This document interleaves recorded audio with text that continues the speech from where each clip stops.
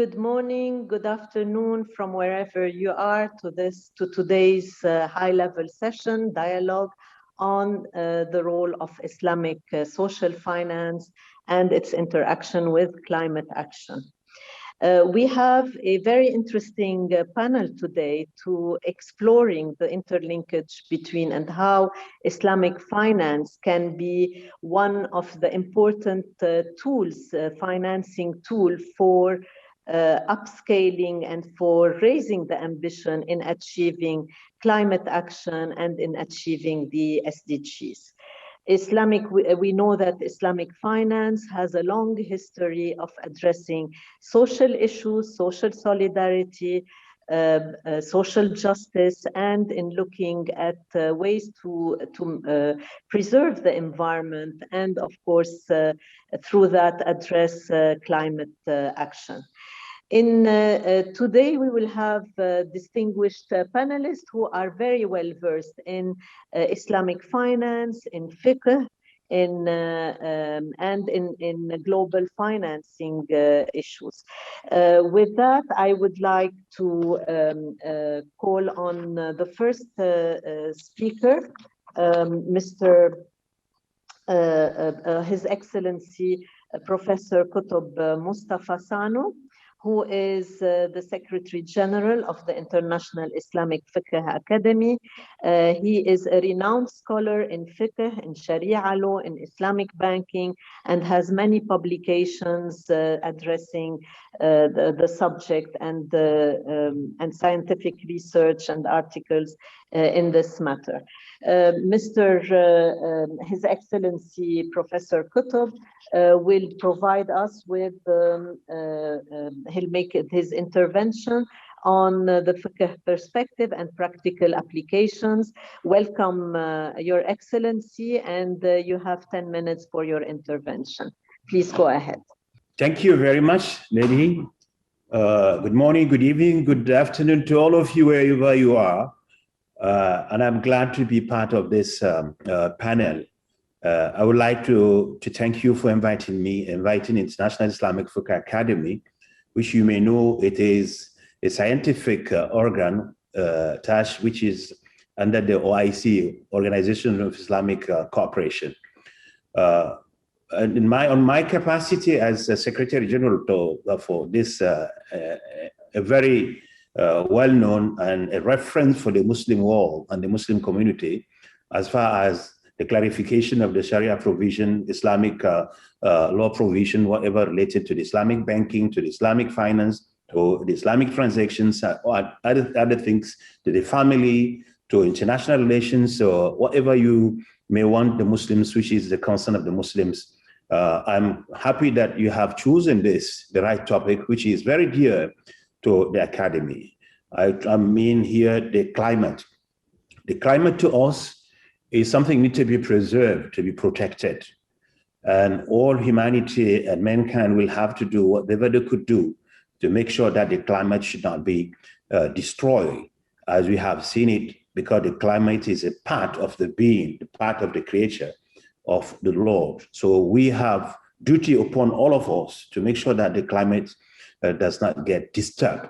It could be disturbed through all of these activities which are in the nature to destroy it, which is in the nature to change it, which is in the nature to put the life of human being and all of us in danger. The danger for the climate issue is not just because if I do it in my place, I'm just doing it to myself. If I am harming the climate in my area, I should have in mind that I'm harming the last person in Gambia and anywhere in the world. And everybody is going to be affected by the disturbance, by the distractions, by the bad activities, the wrong one, the one harmful one I'm doing to the climate. For an Islamic social finance, let me go back straight to this one. You may have in mind that Islamic finance is a portion of Islamic economy.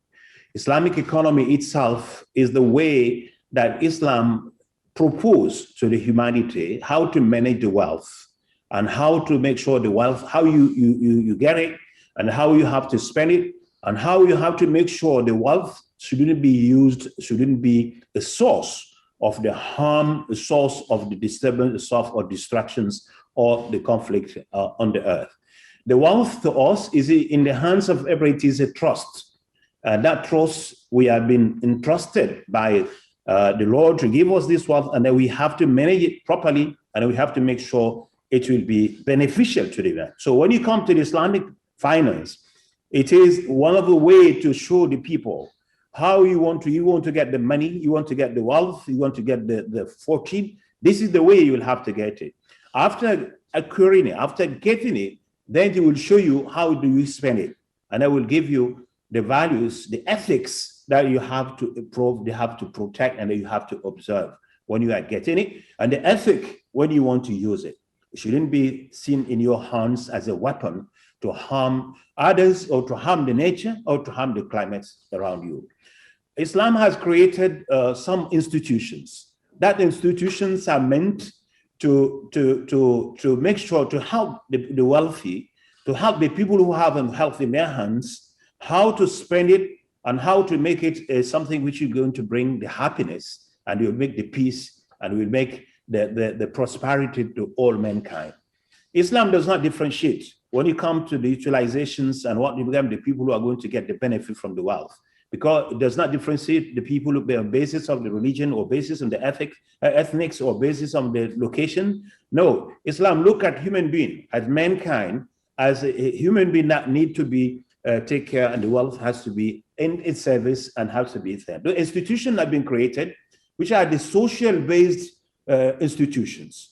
I could name to you here 3 main institutions. Islam has proposed them to be the basic, and that the institution, the financial institution, could be utilized. Utilize the funds from this institution to help the people to observe and to preserve the climate, and help the people to go against the calamities that may come out because of our distractions, because of our bad behavior towards the climate.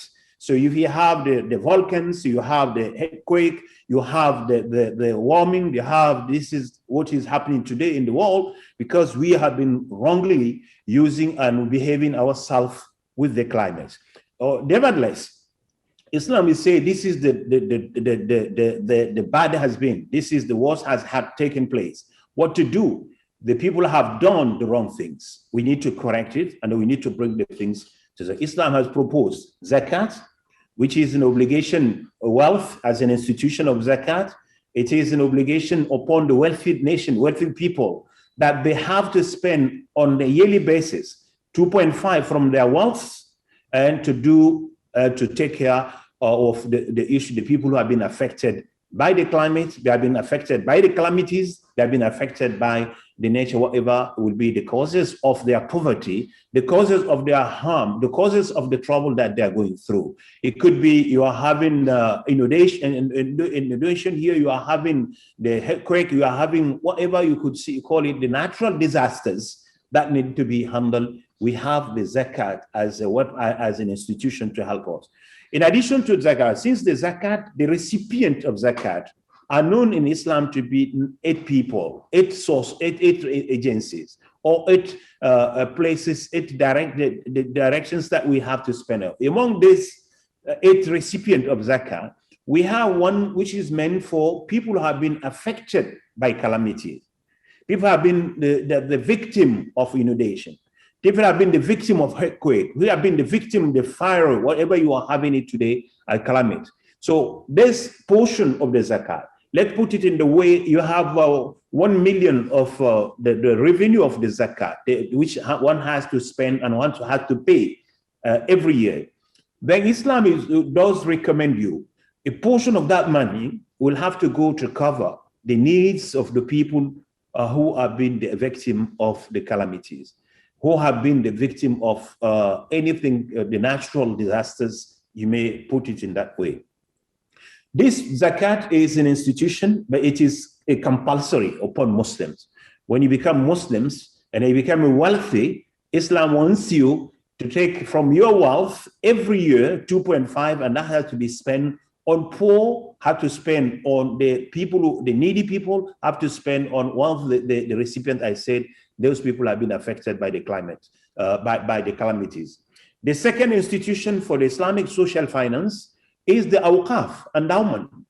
The endowment is something the Islam does call upon the Muslims, those who are wealthy, those who have enough health. It's not necessarily you have to be very rich enough. You can just build and then you can plant a tree. This could be a waqf. I would be implanting. This is the trees to make sure, because the climate has been destroyed, or the people have done so many. They have cut the trees. They have finished with the bushes we do have here. So people get the money, and then the waqf could be spent to help the people to go for getting back the nature to come back. So this waqf has been known in Islam as an endowment where Muslims have been called upon.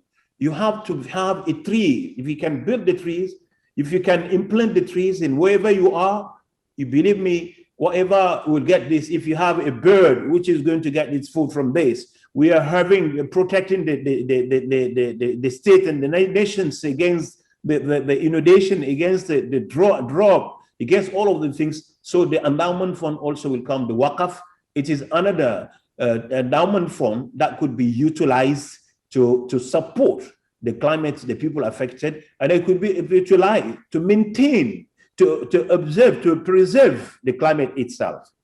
The third institution, you may allow me to go quickly, maybe when we get the chance to talk about, we give more details about the wills. Islam stands that any believer, he or she may decide for any time of his life that when my wealth, I want 50% of it, I want 30% of it, or 10% of it to be spent on climate issues, on calamities, on people, the victims of natural disasters. So Islam calls upon all of the believers who are having whatever the quantity and the quality of their wealth should be, then they can just propose that a portion of it should be spent on this. They are free to choose whatever they want to spend on birds, how to observe, how to protect some type of animals, how to make sure there is no distractions of the trees, there is no distractions of the nature around us, how to make sure every human being will have access to the water. So up to you to get your wealth, the wills to decide it. So Islamic social finance, with these three institutions, it could be helpful for the humanity. Even though Islam stands, just prohibit, I could say at that level, any nature of distractions of the climate. Islam stands very firm against those people. The people who have been, we were doing the thing, whatever will be. But and at the end of the day, you will have these climates, you will have some of these natures have been destroyed, then you need to repair. And then you have to get the people. People have been affected by this, then we have to do what we could do. We have to repair. The institution will come to help to repair, to get the victims of calamity, reinstall. If they need the food, to get them the food. If they need the houses, they need to get them the houses. If they need whatever they need, then you have to get the portion of these institutions. The money will be gathered from this one.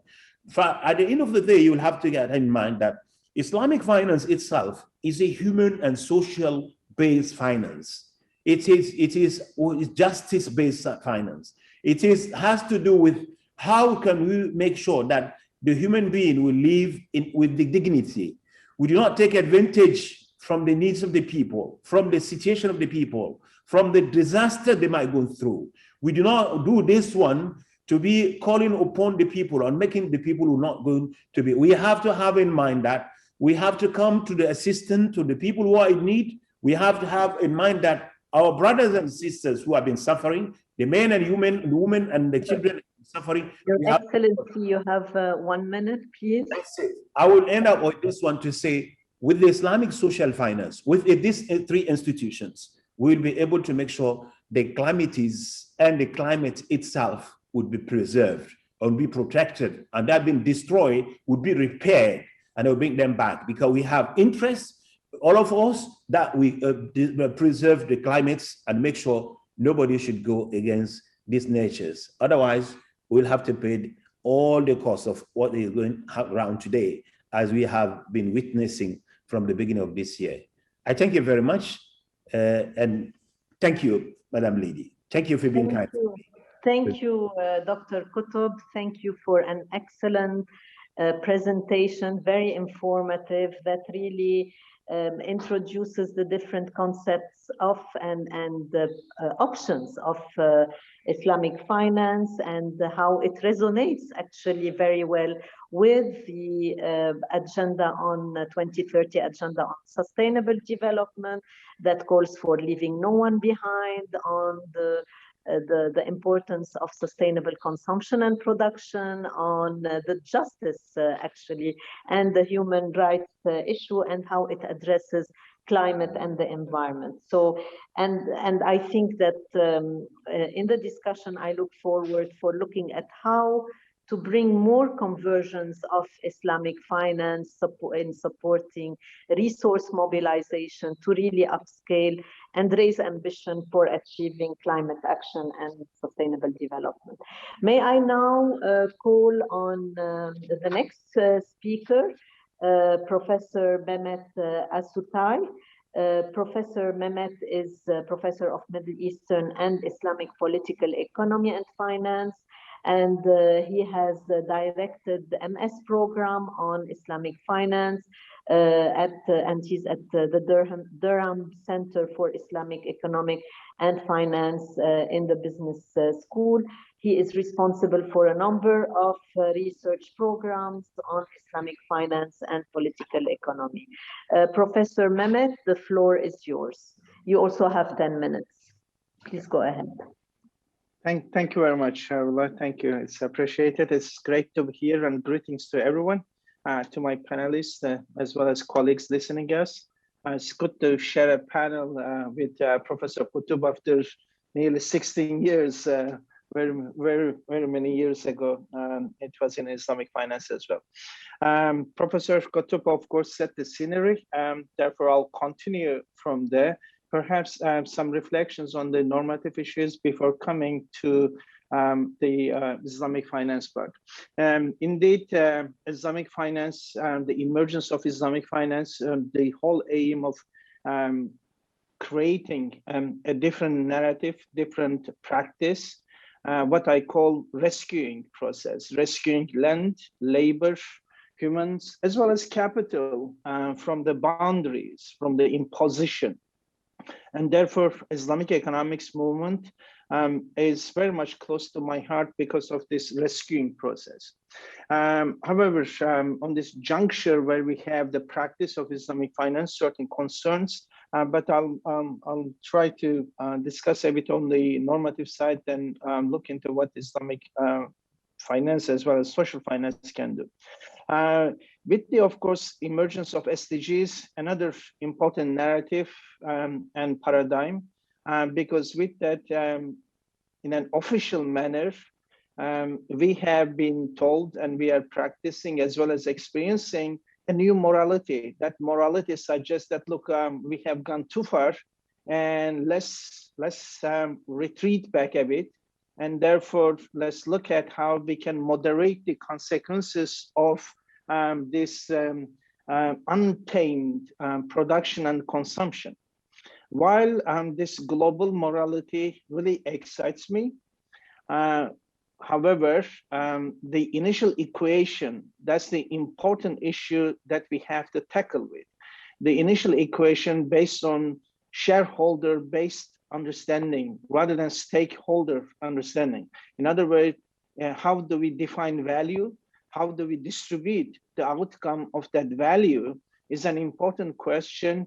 And I feel that SDGs, unless tackling such questions as well at the heart, I'm afraid we won't be able to move from moderating the consequences of the existing consumption and production system under the financialization into more equitable solution, and we will be just continuing to moderate.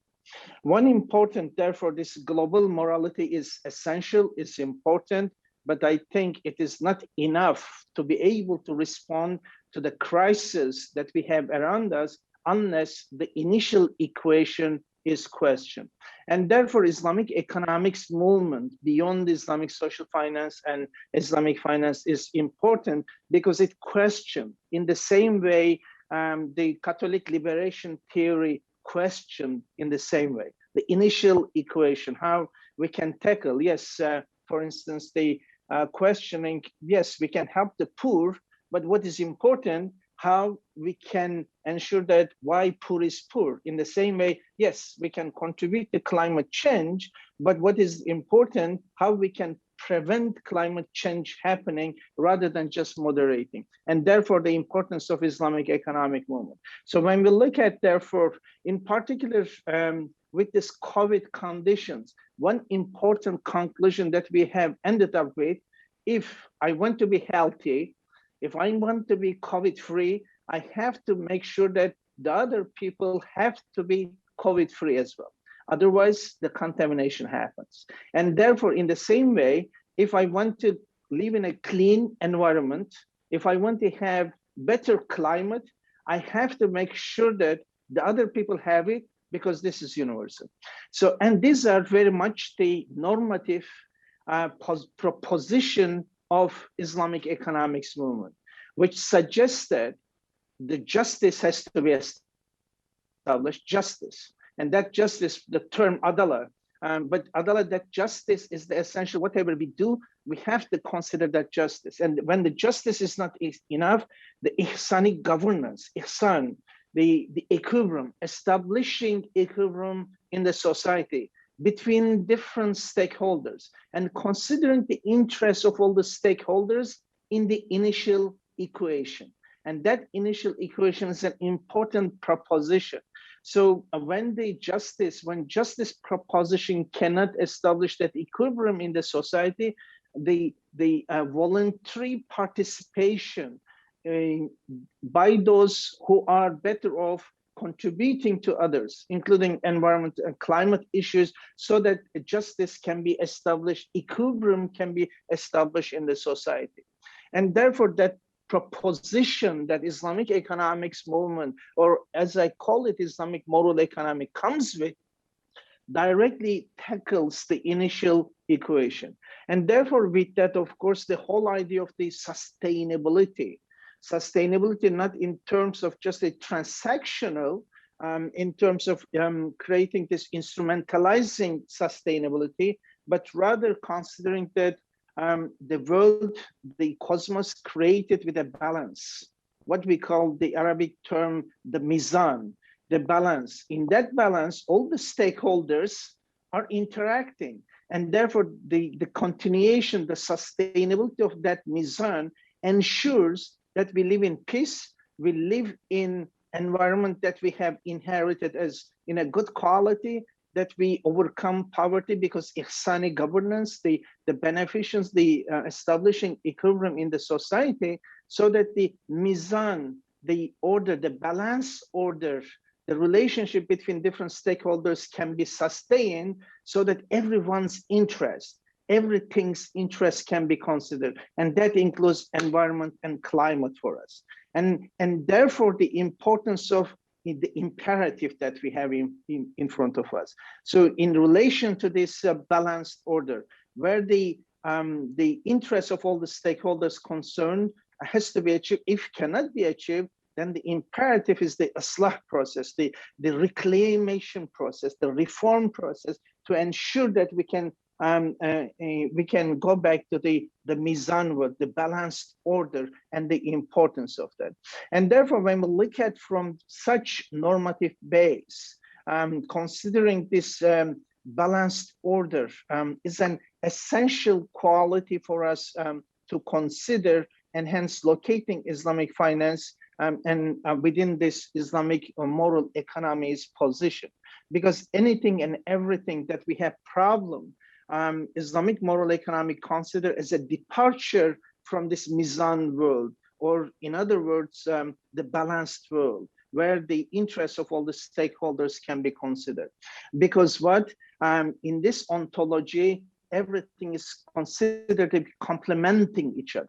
Everyone is considered to be complementing each other. And therefore, the interests of environment, land, human beings, their interests, as well as interests of all the stakeholders as part of the initial equation can be considered. I know the time is very limited and it's very difficult going to those issues, but an important concept as well, the whole rububiyah, In other words, the world is created in such a manner, everything and every person we have on earth, they are created with a path for perfection. And therefore creating that opportunity space, whether for human, whether for land, whether for environment, to reach to their own perfection, the fitra, is an essential quality. And adding to that is tazkiyah. Yes, everything has to grow towards that perfection, but that perfection has to be in line. In other words, growth with harmony. Harmony has to be there. Now, with that normative background, of course, Islamic finance has emerged and is an important story for us to consider, in particular this sustainability world that we have around us. But what is, of course, problem? The Islamic finance inherited the institutional logic of existing market system.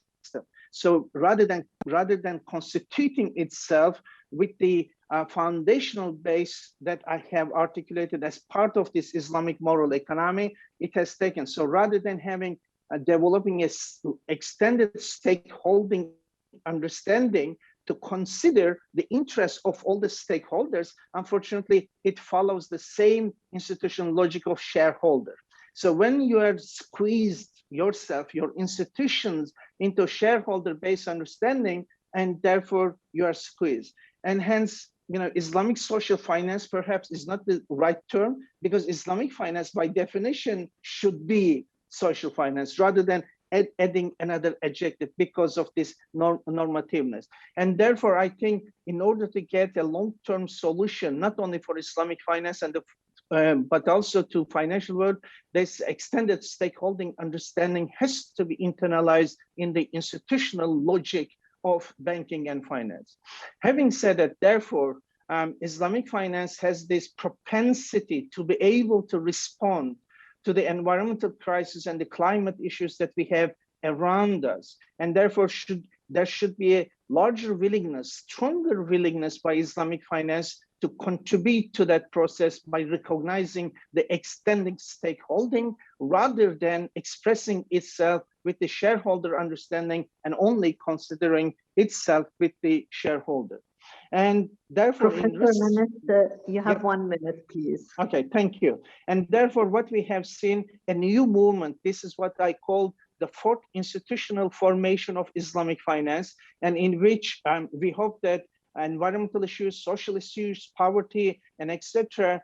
can be taken into as an endogenous policy rather than exogenous policies. And in relation to that, as Professor Kano highlighted, of course, institutions, I call them not Islamic social finance institution, but Islamic social welfare institution, such as zakat, waqf, and others are essential for us to consider. Just to conclude with, for instance, as Professor Kano mentioned, zakat. And zakat is an integral solution to the problem because it's a cleansing problem. In other words, the resources created by Allah for everyone else to have access, because some people are excluded or some people are using within their private realm and production polluting environment, and therefore they have to cleanse their wealth and therefore produce an outcome for us which is acceptable. And hence, just to conclude, Islamic finance as it is in its new turn with the green sukuk, with the green financing, as well as social impact investing, hopefully move into a new stage beyond the financialized form of institutional logic. And also institutions such as zakat and waqf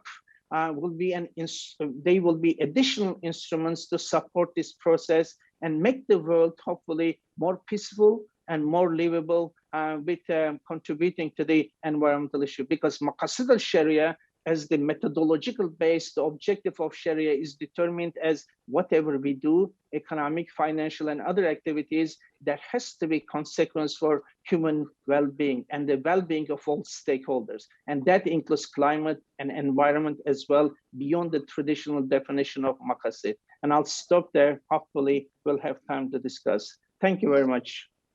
Thank you, Professor Mehmet, for for this presentation. I think I really like the ideas of rescuing, cleansing. I like the idea again of that holistic approach that you brought in, and of the need to address the root causes of poverty, not just how to do quick fixing jobs, and that basically harmony and that inclusive process. And that resonates very well with when we speak about addressing COVID-19. No one is safe until everyone is safe, as you very rightly said it. And in the same way, addressing climate challenges, no one is safe until the whole global community addresses it within the concept of the polluter pays, the Rio principle, and under the Rio Agenda 21 of the Rio principles. Thank you very much. We've had, after this wonderful scene setting, let me now introduce the next two speakers who will provide concrete case studies that will show the interlinkage between Islamic finance and climate finance challenges. And two colleagues of mine, we will start with Dr. Daouda Ndiaye, who is he's the lead climate adaptation specialist, resilience and social development in the Islamic Development Bank. And he is presently the officer in charge of the climate challenge unit at the Islamic Development Bank. Dr. Daouda, we have a long history of working with him on mainstreaming climate change in the Arab region with ESCWA, and it has been a very fruitful collaboration with the Islamic Development Bank. Dr. Daouda, the floor is yours. Thank you very much. Thank you very much, Dr. Roula, and thank you, everyone. I think I will look at it now from the angle of the climate finance. And you have 15 minutes. Sorry, I forgot to tell you, Dr. Daouda. Yes, thank you. Thank you. So looking at it at the angle of the climate finance, to be able to take all these specific instruments that have a very, very good potential, and where you see that activities can be tagged as climate finance, what we need to understand is that there are specific methodologies that allow you to classify a funding as climate finance. And I think that's maybe one of the challenges that we see here, where you have organizations that are charity-based organizations or grassroots organizations that are collecting funding and that are not specifically thinking of whether they are addressing climate change or not. It's more about the people. It's more about who we are going to save after a humanitarian crisis. So to be able to make that link between climate finance and Islamic social finance, I think at one point we have to have these institutions with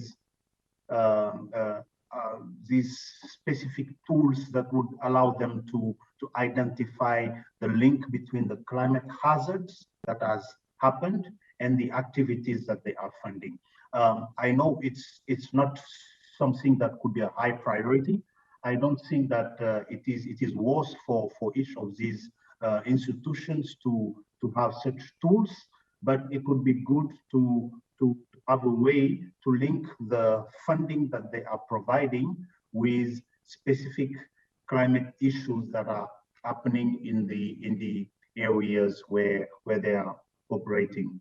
So it would be good, therefore, to have in the middle an institution that could play that role, so that we would have if you aggregate all the funding coming from zakat, coming from the waqf, and also coming from Sadaqa, it could be a huge amount, and therefore you could have the Muslim community having their say in the big debate when we talk about climate finance, when we talk about the 100 billion goal for adaptation and mitigation in the international forum. That being said, at the Islamic Development Bank, more specifically, as you all know, in terms of green sukuk emissions, the bank has done a great job in terms of emitting sukuks, meaning that at the same time the bank is greening its pipeline and its portfolio of projects. And the bank is also has made a big commitment that by 2025, at least 35% of its operations will be in climate finance. But what I want to talk about is more about this aspect of Islamic social finance and how the bank, through its activities, can now link, just like I said, link the funding that is going through the different channels. I'm going to talk about how to link them with specific climate issues so that you can target as climate finance, which is not the case so far. If you take the Global Muslim Philanthropy Fund for Children that was launched in 2019, and which was the first fund focusing on Muslim giving, and that was launched with UNICEF. That fund is specifically designed to finance humanitarian aid and responding to the child-related sustainable development goals, and this includes climate action. So if you take this fund, for example, by having a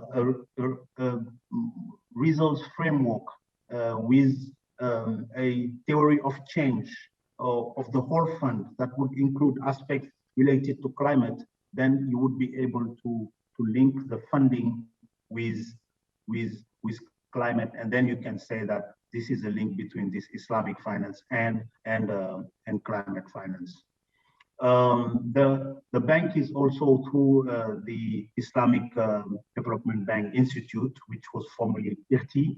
The bank is supporting countries in having waqf legislation. So these waqf legislations are very important, and it happened in Senegal, for example, and it's being replicated in other countries. And there is the Awqaf Properties Investment Fund, which is APIF. This is also a fund that is managed by the Islamic Development Bank with other partners. And with this fund, the fund is participating in financing of waqf income generating commercial and residential real estate properties. So the revenues from rentals of the building, if you take the example, there's one interesting example of the Fujairah Welfare Association in the United Arab Emirates. By the revenues from the rentals of that building, support funding of many humanitarian projects. And this includes funding to support victims of natural disasters. So by having as well at APIF a way to link those activities with the climate issues that created these natural disasters, then you could talk about climate finance. The other example is with microfinance institutions, where you see that the microfinance institutions, to be able to have low interest rates, to use sometimes Islamic social funds like zakat, sadaqat, and waqf to absorb administration costs. So by having these funds added to their core funding, it will help in their specific activities. And these activities include financing clean technologies and adaptation measures for the poor. But are these microfinance institutions able to measure that aspect of climate finance? No. So it's important to really support these microfinance institutions to promote ESG standards at their level. Greenhouse gas accounting, depending on the size of the institution, it could be institutionalized, and also having a climate risk management framework for the financial institution, the same way commercial banks are now having it. So these are a few examples. And if you take also the fintech, which is growing, and you see that Islamic fintech companies are increasingly present in the ecosystems, you have the example of the global Sadaqah platform, for example, where you have different campaigns being advertised, and they are financing activities such as borehole construction in water-stressed areas or access to low-cost clean energy. It would be good as well to have those tools that would allow them to classify this as climate finance. So I would stop here just to really emphasize that it's very important to really be able to make that link, so that at the end we can talk about Islamic social finance and climate finance at the same time. Thank you. Thank you, Daouda. That is really interesting, and I can attest to that very rich experience that the Islamic Development Bank provides in the green finance that you have been, and the range of green finance, and the major strategic decision that the bank has taken in mainstreaming fully the Sustainable Development Goals, the Agenda 2030, engaging really fully in the climate agenda, in the disaster risk mitigation, and I think that it's been a very positive impact on least developed countries and on Islamic countries that are really in need of that kind of support and financing. Thank you, Daouda, again, and we'll get back to you for more specific questions. Let me now turn to my colleague, AlTayeb AlDajani, who is our colleague at the UN-ESCWA, the Economic and Social Commission for Western Asia. He is presently working on the Arab Vision 2045. AlTayeb has more than 32 years of experience in institutional investment finance, in global economy, risk assessment, and he has extensively worked in the field, in the academic field, but also has a very hands-on experience in the business world. AlTayeb, the floor is yours. Thank you so much, Dr. Roula. It's a great pleasure to be with you today and to present to you practical cases where Sharia-compatible green sukuk and climate SDGs debt swaps can be applied. Next slide, please. Yes, Islam thinks that praying to God and the religious acts of ibadat are deemed pure facade in the absence of welfare of the needy. Hoarding wealth without recognizing the rights of the poor is declared immoral in Islamic civilization, and sustainable development in the contemporary experience cannot be obtained without social justice, economic welfare, and universal human rights. Two major instruments of distribution of wealth in Islam that are relevant here are zakat and Prof. Zakat is a rukn of Islam. It's a pillar of Islam, one of the 5 pillars. It's a religious tax, the disbursement channels of which are clearly determined in the Holy Quran. Zakat is referred in the Holy Quran as sadaqah in the relevant verse, even though the latter is in Sharia has an independent meaning, that is discretionary charity. This falls under the principle or precepts of fiqh called agreement in name and discord in meaning. Waqf also refers to bequests, trusts, and endowments. حبس العين وتسبيل الثمرة in Arabic. It's in its simplest definition. Waqf is investing and preserving the principal amount or preserving the asset in order to spend its income generated, net income generated in an unlimited charitable activities. According to Sharia, Waqf is a continuous act of worship.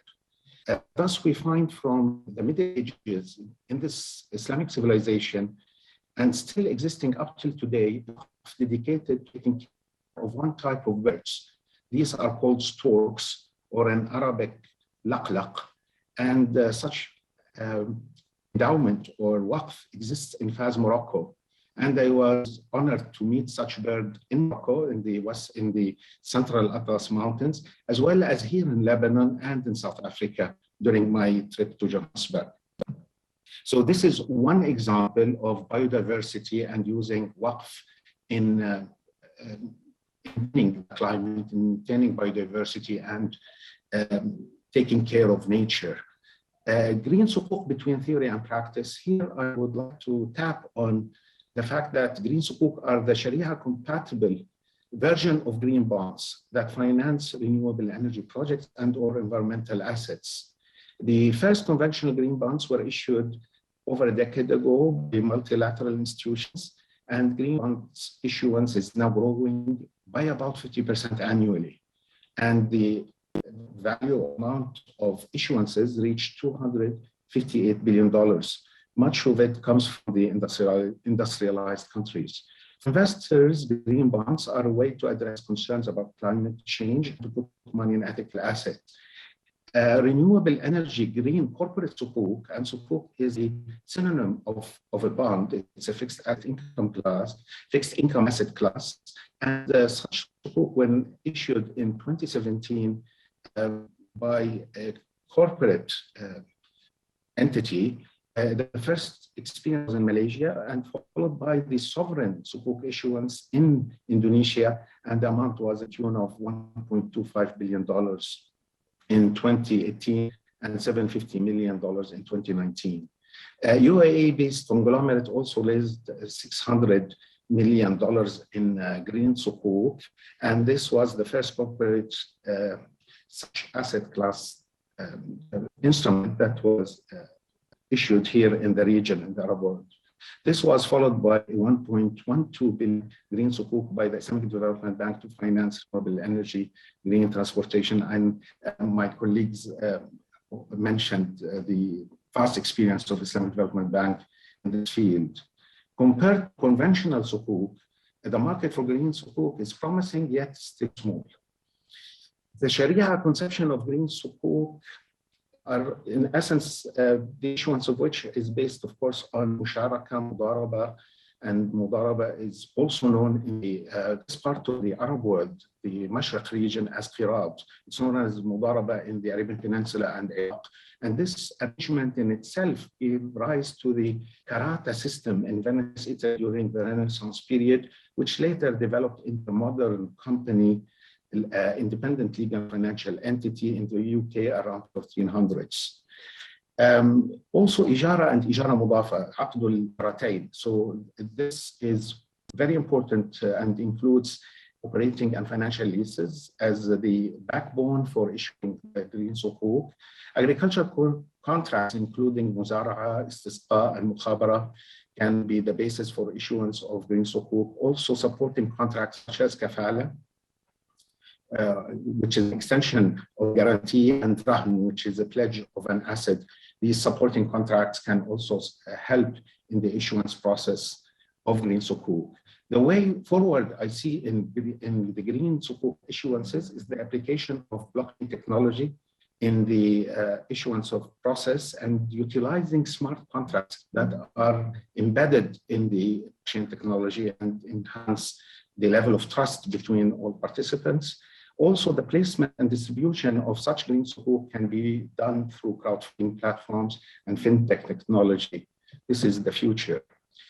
If we discuss climate SDGs, debt swap mechanism from the viewpoint of ESCWA, I would like to start with the definition that debt swaps convert national debt serving and or principal payment of foreign debt into domestic investment for implementing climate resilient projects through collaborative arrangements between debtors, creditors, and donors.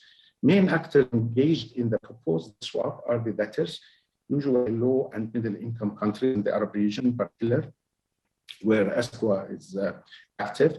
And these countries face external liquidity challenges, suffer from high debt burdens, and spend a significant share of their government revenues on interest payments, debt servicing, as well as on the payment of principals amount of debt. The creditors are countries like bilateral creditors whose official development assistance disbursements, ODA disbursements, are there to developing countries, and usually such disbursements are less than the commitments, and the commitment threshold is 0.7% of the GDP per annum. The donor can be an international organization operating regionally or globally, and interested and concerned with the situation related to the climate challenges that we all face. And such entities, they are able to achieve the SDGs and the Paris Agreement thresholds. And these include the Green Climate Fund, the Global Environment Facility, the Adaptation Fund, multilateral development banks, including IsDB. And therefore, the last party to mention here in such climate SDGs debt swap mechanism is UN-ESCWA, that has the convening power to liaise with the member states and detailed knowledge and national, regional, and regional development challenges. We are at ESCWA very familiar with the various challenges that member countries face. The Sharia conception of debt swaps is based on an instrument that is well known even before the dawn of Islam, called muqayyada. Muqayyada is a form of bay'ah. Bay'ah means sale, contract, and it has various synonyms in English and various forms, including barter, swaps, counter trade, offset, where goods and services are sold for other goods and services, either at spot or deferred basis. In muqayyada, another form of usury must be eliminated from the arrangement, which is riba al-fadl. Riba al-fadl is different from riba al-nasi'a. Riba al-nasi'a is related to deferring the payment and increasing the amount by interest, by way of interest or riba. But riba al-fadl occurs when a person extends to another, for example, 90 silver dirhams in exchange for 1 silver dinar that is worth 100 dirhams. And that transaction was usually carried out on spot basis in the historical experience, particularly during the Prophet's era. And people then accepted to give more of a thing for less because of the lack of change, sarf, necessary for their daily business. And this exhibited clearly a case of injustice or ghubn inflicted by one party against another. So this is mainly the elements related.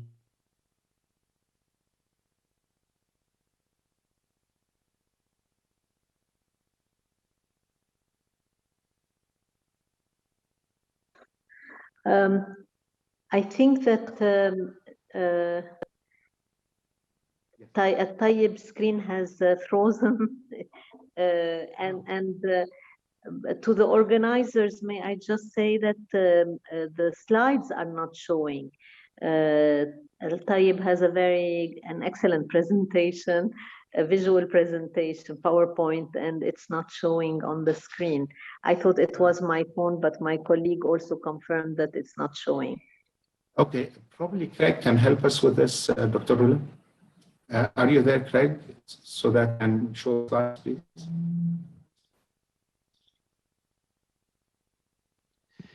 They are showing on the screen, yes. Okay. I'll put them back. Yeah, put them back, please. Yeah. So you cue me with next slide. Sure. Next slide is debt burden for the Arab world, number 7. Slide number 7. Yes, correct. Okay, I'll tell you when to kindly go to the next slide. And forgive me for being in Lebanon here, we have effectively slow internet compared to most regions of the world.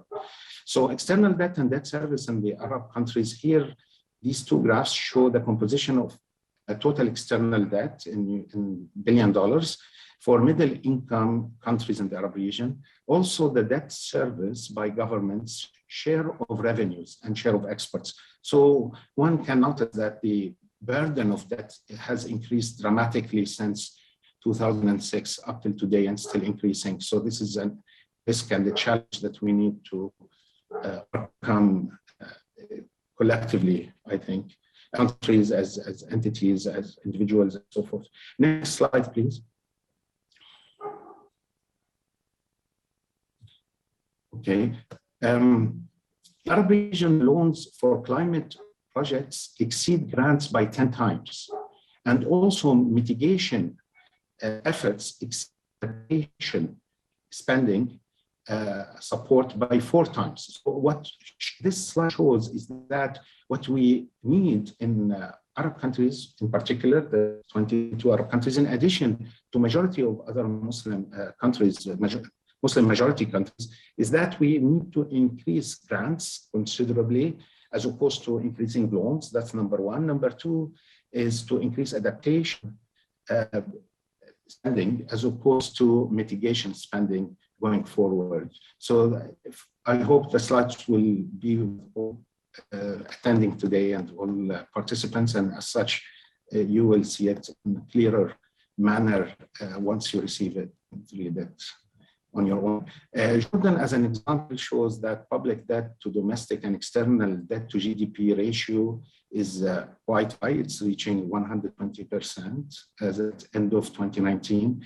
Creditors of external public debt, that their types, multilateral, bilateral, bonds, issuances, sovereign, and then commercial bank loans to countries and other private creditors to the countries.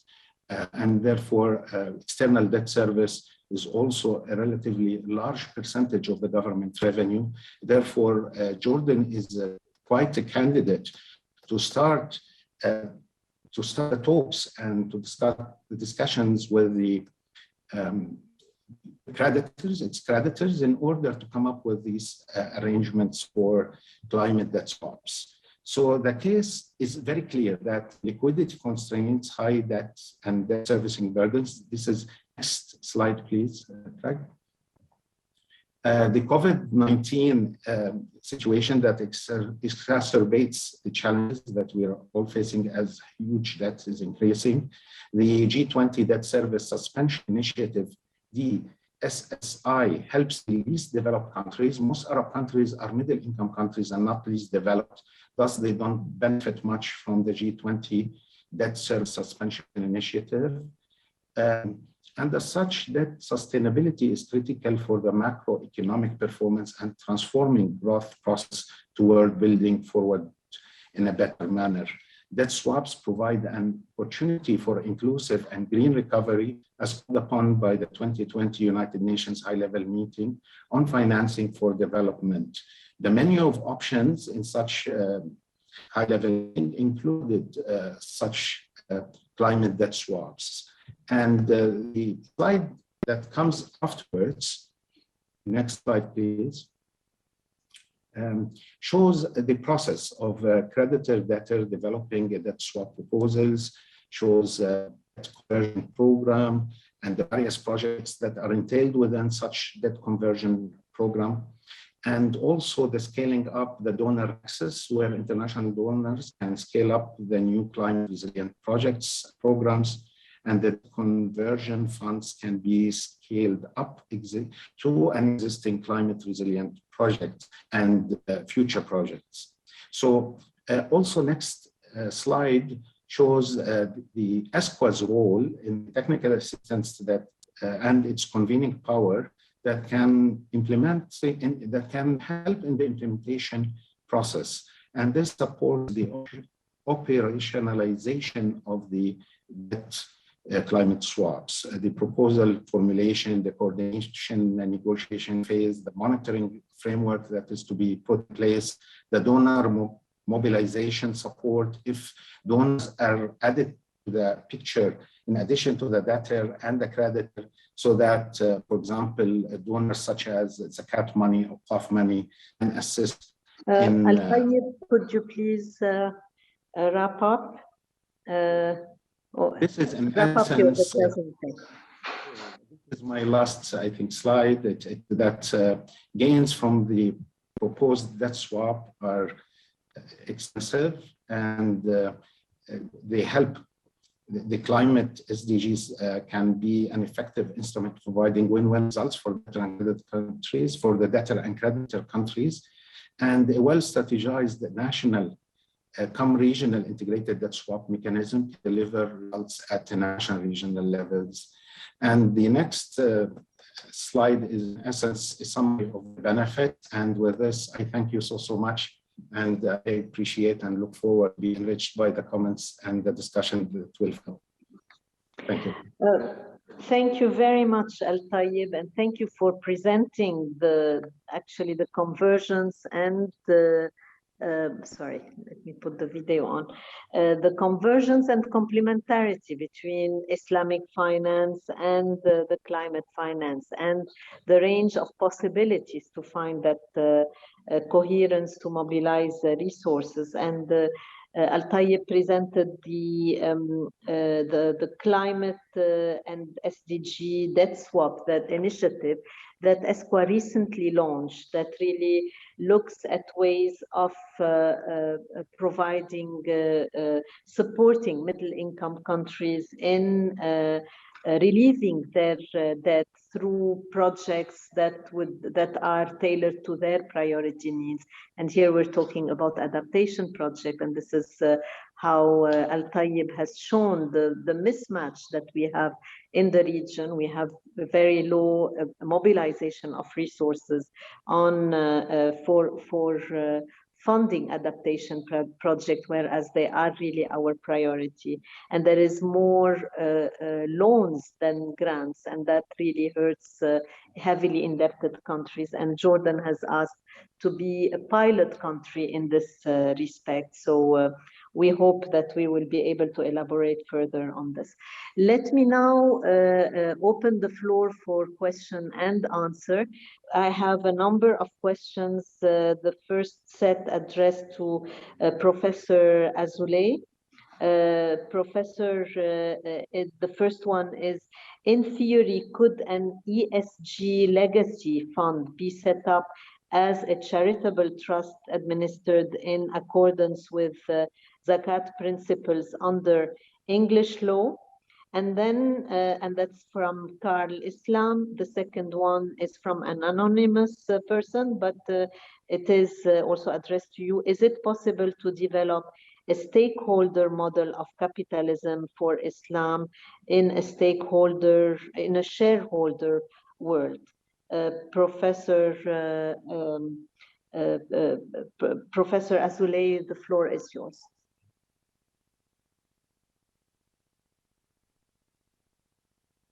Sorry, the question directed to whom?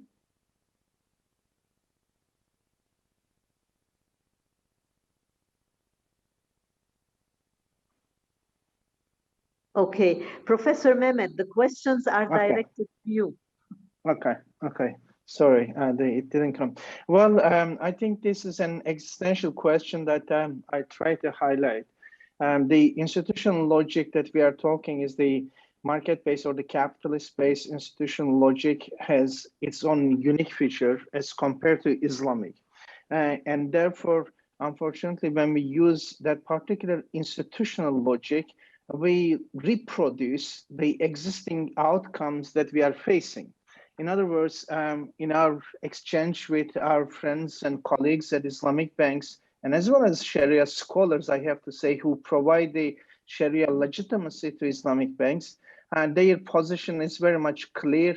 They are looking into, in the same way as conventional bank, movement of capital from A to B.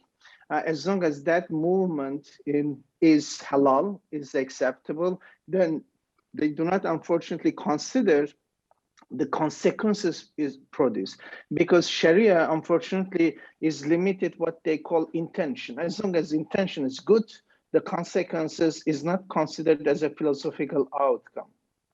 And that institutional logic so far in the last 45 years of experimentation with Islamic finance, unfortunately reproduced what we call Islamic capitalism.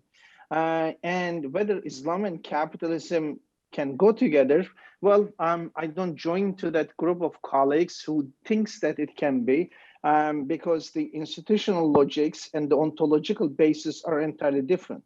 Islam, in its essence, as I try to highlight, aims at looking at a Mizan society, a balanced society in which the interests of the stakeholders are integrated in an endogenous manner in the production function in the initial equation, rather than producing a particular outcome with the domination of capital and then thinking how we can moderate the consequences. And therefore, Islam does not consider instrumentalization. However, Islamic finance in its current operation very much instrumentalizes the Islamic normativeness to produce what they call Sharia compliant financing.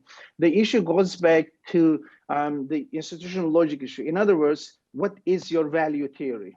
Capitalism has a particular value theory which suggests that value is created through capital and domination of capital. And therefore, in the end, we have to consider how we can moderate the consequences of this domination. However, in the Islamic moral economy, in this world, you do not have domination. You have to have all the stakeholders at the same level. Without domination, labor cannot dominate over land, land cannot dominate over capital, and etc. And therefore, the institutional logics are very much different. And the logic that we have currently, it is very much the grafting process. In other words, Islamic finance is grafted into the capitalist logic, and therefore the outcomes we have. And unfortunately, even in another project recently, I have been having quite a number of debates and interviews with colleagues in Islamic finance, including Sharia scholars. Even in sustainable development, we can see that colleagues are rather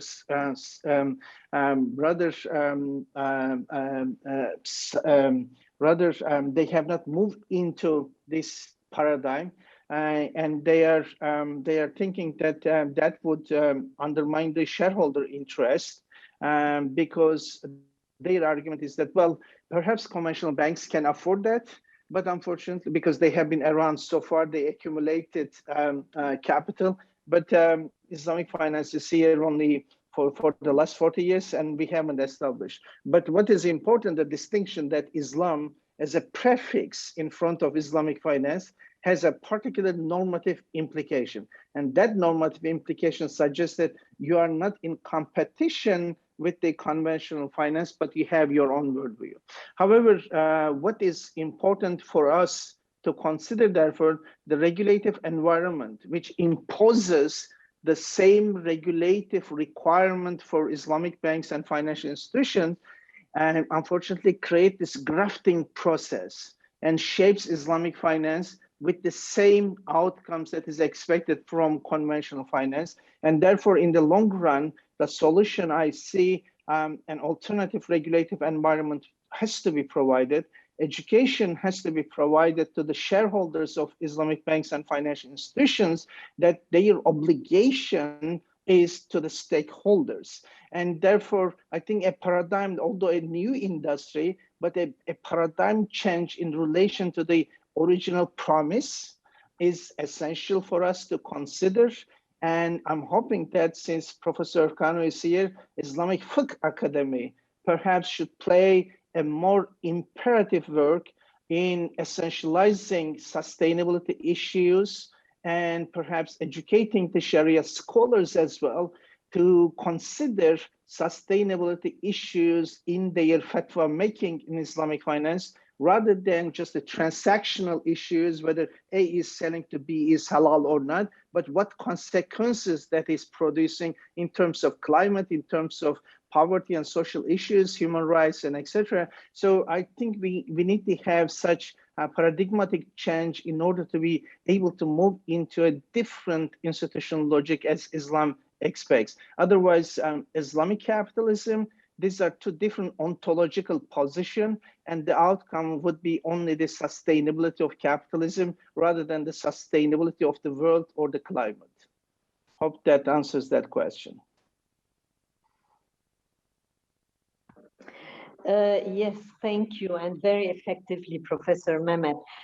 Before I turn to Professor Sano to build on your comment and also address to him another question to him, may I ask the audience, the participants, to if you would like to send in your questions, you may do so in the box just below the video screen icon.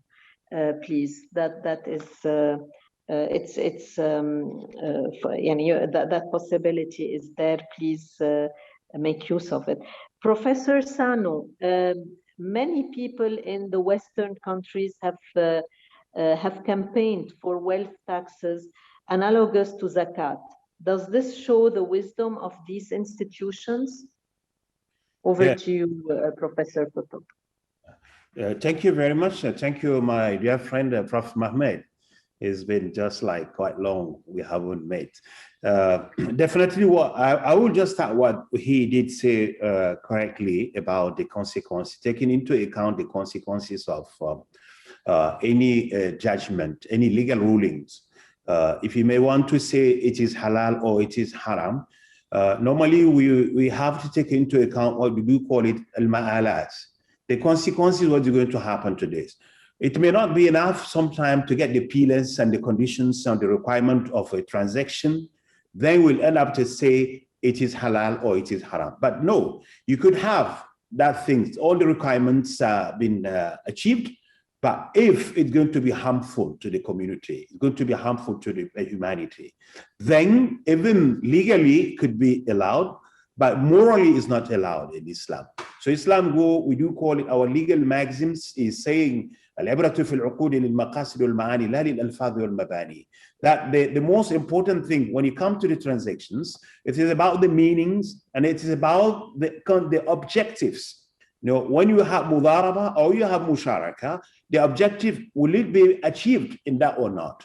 If you do find that the objective would not be going to be achieved, even you get the formal, you get all the rules, we got all the requirements, then we don't go for mudaraba. For instance, let's take it this way. Mudaraba is a trust-based partnership. You get the money, it's somebody, and then the person will go and do whatever he will make it and use it. And then in case if there is a losses, then mudaraba is saying no. The manager could not be could not be considered as accountable for that one. We will tell you now, if you are living in an era, you are living in an environment where the trustworthiness of the people has been affected. People are very, very, very rarely you get those people are trustworthy. We don't recommend you to go for mudaraba in that environment.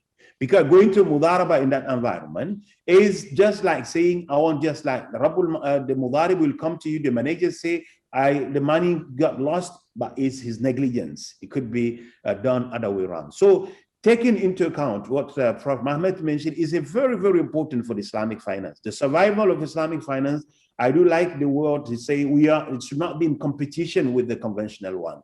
Conventional has its own setting, has its own objectives, and then you have your own setting, own sub-objective. But what we need, we could meet together somewhere. Conventional and Islamic, they meet.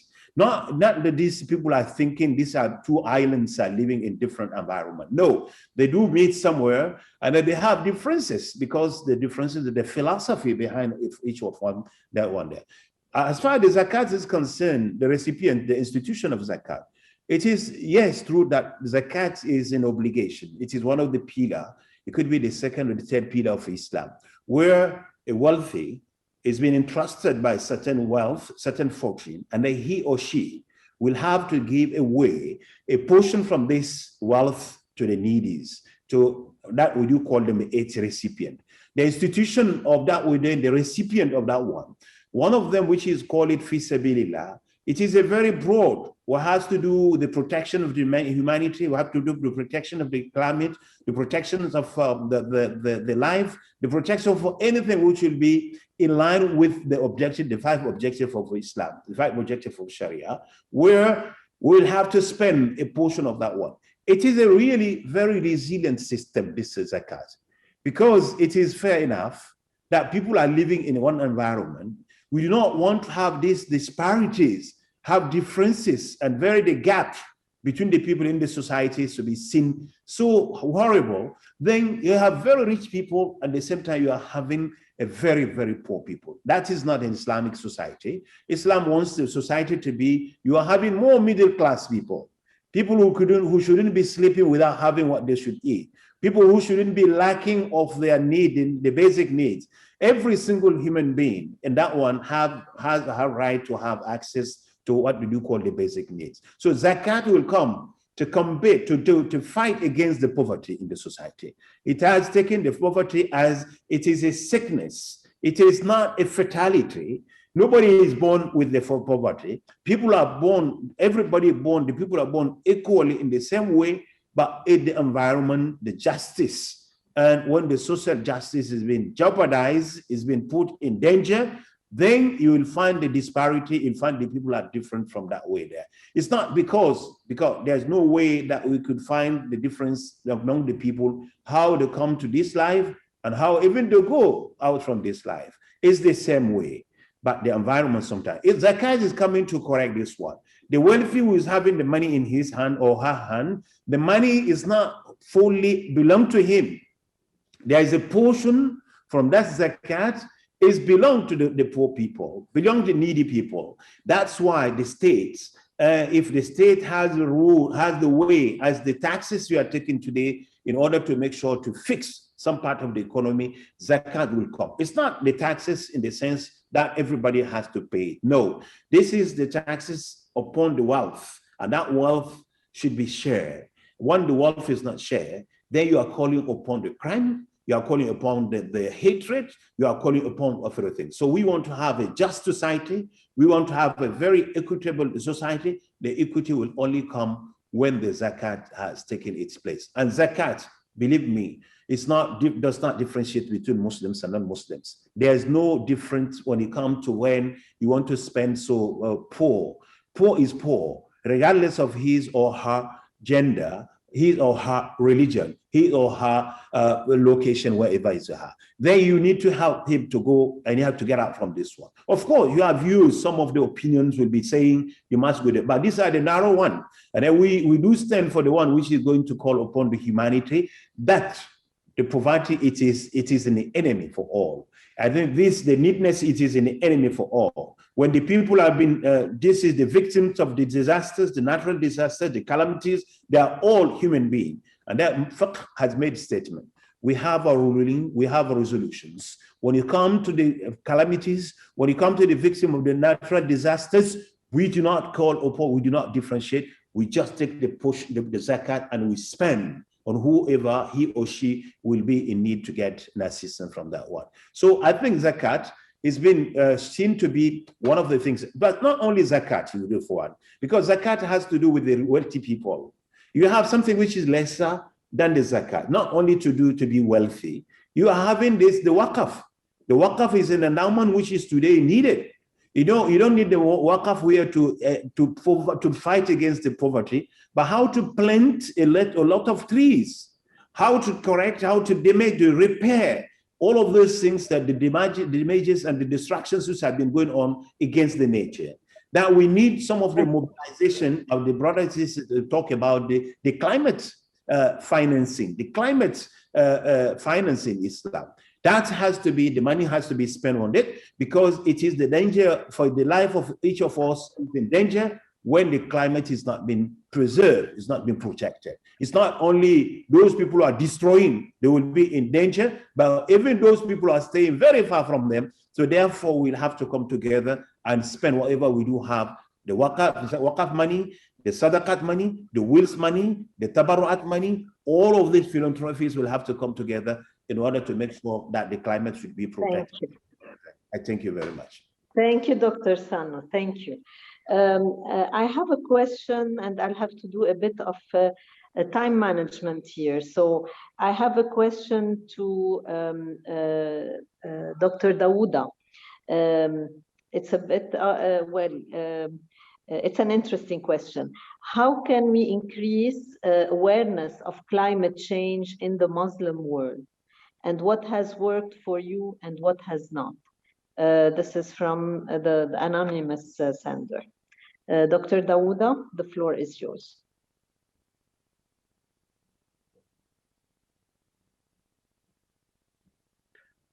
How do we raise awareness?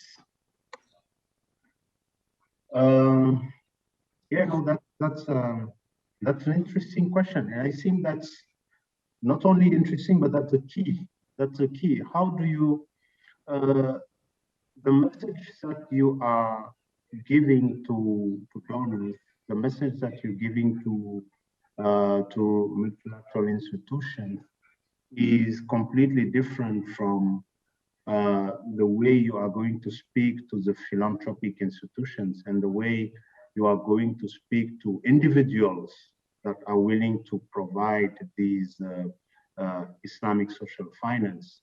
So you have to appeal to, I think, all these elements, these concepts that Professor Asutay and Professor Koutoub are talking about, so that you would get to that essence of Islamic economics, the Islamic concepts to link those with the climate issues, so that they can understand that, you know, what is the value of having a waqf that is for nature, for example.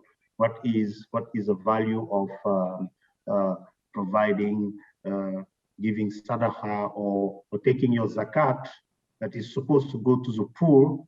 What is the value of linking it to specific adaptation activities for the poor?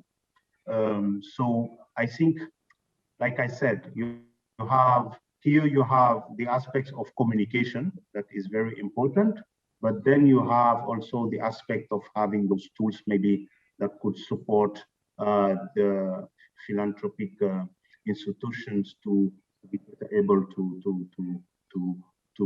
give that message. So that would be my answer. Thank you, Dr. Daouda.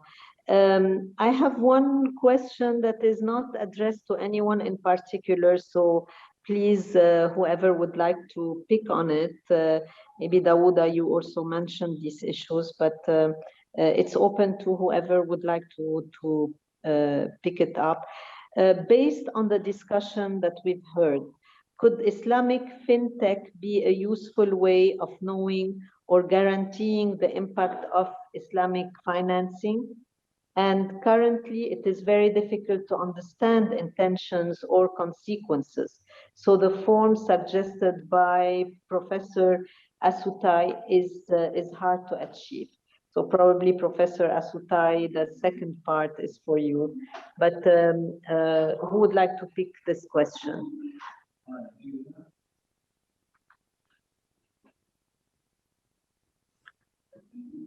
Professor Asutay? Maybe I can start, and then I have to excuse myself. Please, Daouda, go ahead, and I have another session Professor related to Climate Week.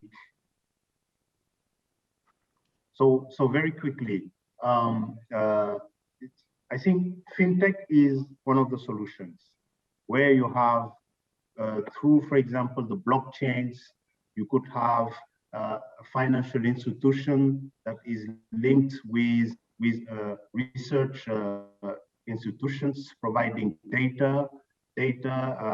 climate data, and then another institution that can work on linking those data with specific hazards and giving like an index, so that at the other end you would have individuals, or you would have institutions that can, you know, relate to those with specific beneficiaries. I think fintech is a very good solution in terms of having this blockchain from data to finance to individual, linking them to their values, Islamic values. I think those could be good, a very good way to link all of these issues that we were talking about. With that, I thank you very much. It was a pleasure to really thank join you, Daouda. Thank you, Daouda. I would have wanted to ask you a further one question, final question, but we understand you have a meeting. Professor Mehmet, would you like to continue from where Daouda left? Yeah, certainly. I mean, just taking up with Islamic fintechs, fintechs in general and Islamic fintechs is in particular in the case of Islamic finance is a new and great story. There's a huge impact area that we can consider with Islamic fintechs. And an important consequence can be the financial inclusion and financial reach. Islamic fintechs can provide us that reach and reaching out to those places where people have not been able to have access to finances. But that has to come with a caveat. In other words, we have to be responsible enough not to get people into the debt. And that's an important, again, sustainability issue. On the one hand, in order to achieve one aspect of sustainability, that is financial inclusion, we should not put people into the ease of borrowing and unfortunately going into reckless consumption culture. So in other words, what I'm suggesting is one of the important aspirational objective of Islamic economics is emancipating and empowering people. Emancipating from the chains, including debt, and empowering to give them the power to live with their dignities. And such as the zakat practice is one of those providing universal income to people when it is properly exercised. And therefore, Islamic fintechs, yes, is an amazing story, but again, it comes with a caveat whether we are empowering people or just we are unfortunately sustaining the existing rather than sustaining human lives with their dignities. As for the second part, yes, it is very utopian. Perhaps it sounds very utopian, but just want to remind our colleagues that if we were talking about sustainable development goals becoming global morality, such as in the world of Friedman, who suggested that the only social responsibility of the firms is the making profit. In his world, 1960s, 70s, sustainable development goals becoming global morality, yes, that was utopian. But today, United Nations declared that as a global morality. So which implies that utopias can easily be converted into realities. Without utopias, we cannot move on. And therefore, in particular, the observers here and participants who are much younger than me, they should be more utopian than me even in imagining better futures. Hope that answers. Thank you. Thank you, Professor Mehmet. I will give just one concluding remark for 1 minute from each one of you. And it's a question from Kamaria Ahmed Subhi. What are some ideas that we could push forward to create solutions for the new poor? Example, loss of livelihood, orphaned, brought about by COVID-19 crisis. What are the take-home questions? And since I have you, Professor Mehmet, go ahead, please. 1 minute. Thank you. Okay, I think we have an amazing story with the Sustainable Development Goals. But in order to make it even emancipatory and empowering people, we have to tackle the initial question rather than instrumentalizing sustainable development goals. And unfortunately, as I can see in certain circles, how sustainability financing is becoming even increasing financialization in the process rather than working in line with sustainable development. Therefore, we have to be cautious to make sure that the empowerment and emancipation process is taking place. And we have to gear Islamic finance to work within the initial objective function so that this rescuing process, this emancipation and empowerment can take place we can have a peace, better world, livable world, and with people with their dignities living in a peace. Let's work for that, inshallah. Thank you, Professor Mehmet. Professor Dr. Koutoub? Yeah, thank you very much. I would say the same thing like Prof. Mehmet said, that the need for the Islamic social finance today will have to, it is basically Islamic finance, it's social, it's in nature, but it has to be seen today that is given more importance, more interest, more focus on this social aspect of Islamic economy itself. By doing so, I think we will prove that this finance is human in its nature. This finance is something which had been around there, has never taken into account on any differences when you come to the distribution of the wealth, when you come to the way of acquiring or getting the wealth at that level. So the need is there.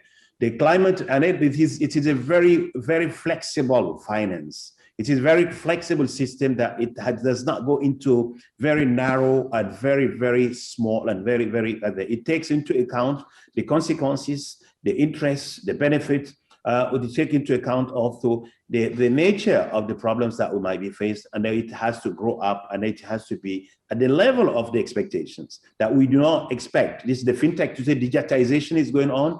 There, yes, it has to go on because we need to go up and we need to go to reach everybody. And then no single human being should stay or should live below. This is the poverty is the common enemy.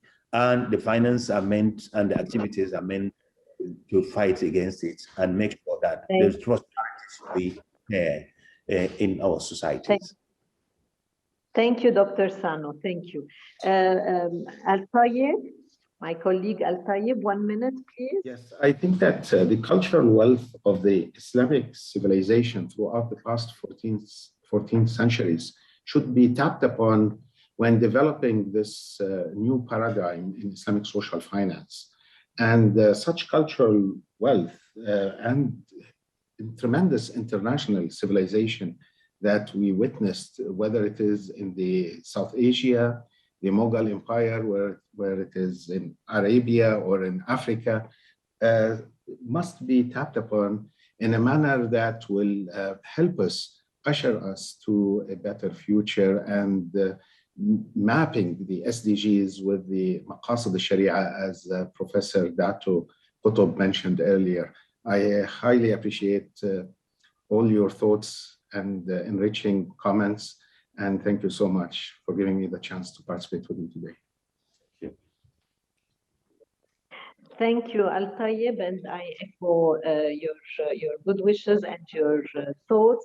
And this has been truly an eye-opener for all of us about the endless opportunities of Islamic finance to play a role in the climate finance and in addressing the sustainable development agenda. And I know that the outcome of this discussion will go into the high-level dialogue in Glasgow. So we look forward to the continuation. And I now turn to the last eminent speaker, Dr. Ahmed Al-Meraikhi. Dr. Ahmed is a special advisor to the UN Secretary General, Mr. Guterres, on issues of development and I think humanitarian issues. And Dr.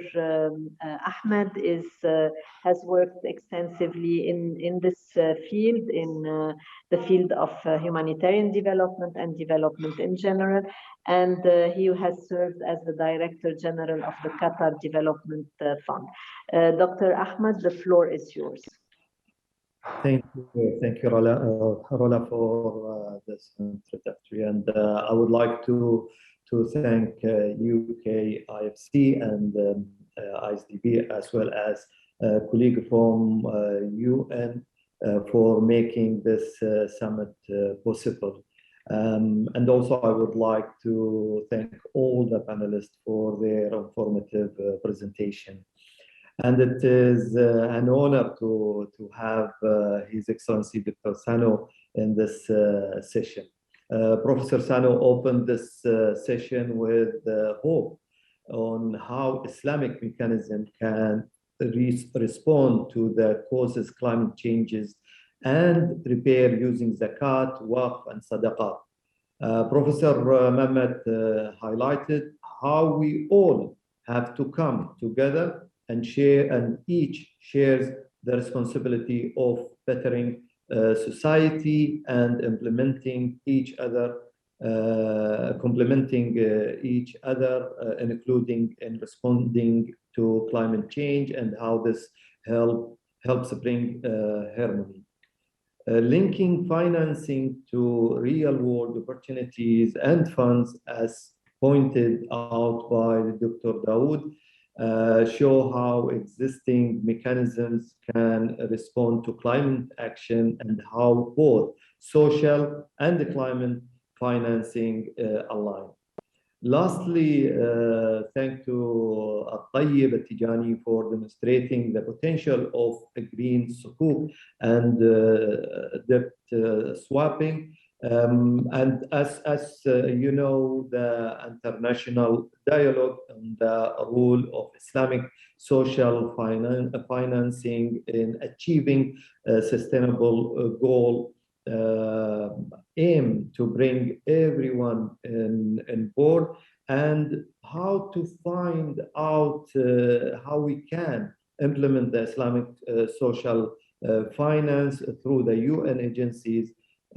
As you know, the zakat is very sensitive, so this international dialogue, it's focused to bring everybody to try to find out the best way to implement like the zakat or in general the Islamic social finance through the UN agencies. This is the sixth seminar where we explore the area that zakat, waqf, sadaqah aligned with the effect of climate. And the seventh seminar, which I am invited to join the next seminar, which is the seventh one, where we will discuss, and it will be a dialogue, which will the UNHCR, the Zakat Refugees Fund, and this is one of the example, or I can say that a successful example that we might have it, and we might get the benefit of the mechanism that UNHCRs use for the Zakat Refugees Fund, and we can then reflect their implementation for the other Islamic social finance.